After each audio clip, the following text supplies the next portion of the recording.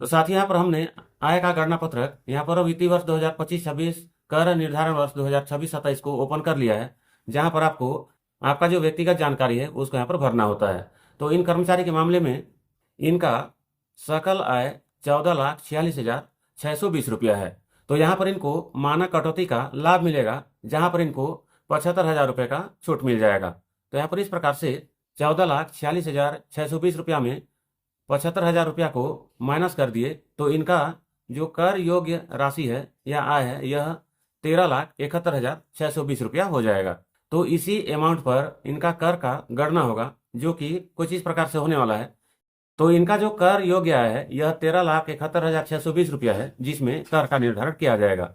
तो 13,71,620 रुपया को पहले यहाँ पर 4 लाख का गणना करेंगे, इसी प्रकार से फिर यहाँ पर भी 4 लाख का गणना करेंगे और यहाँ पर भी 4 लाख का गणना करेंगे। तो यहाँ पर अब तक ये 12 लाख रुपया हो गया है। उसके बाद में जो अतिरिक्त है यह 1,71,620 रुपया। इस प्रकार से इस क्रम में यहाँ पर गणना होगा।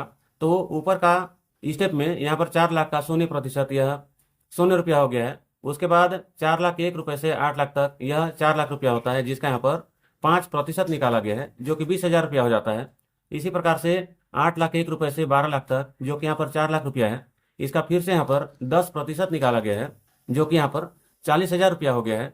इसी प्रकार से 16 लाख रुपए से लेकर के 20 लाख तक, तो यहाँ पर 1,71,620 रुपया है, जिसका यहाँ पर 15% निकाला गया है, जो कि 25,743 रुपया हो गया है।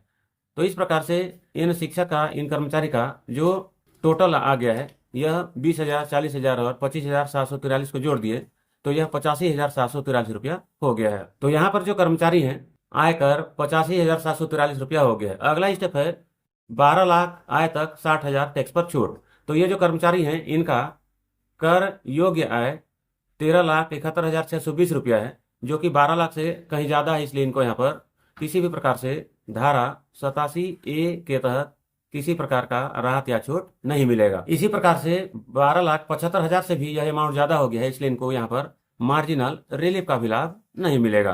तो इस प्रकार से इनका जो टैक्स है यह 85,743 रुपया है, जिसका अब यहाँ पर फिर से 4% शिक्षा और स्वास्थ्य कर में निकालना है। तो यहाँ पर 85,743 रुपया और 3,429 रुपया को जोड़ दिए हैं तो यह 89,172 रुपया 72 पैसा हो गया है।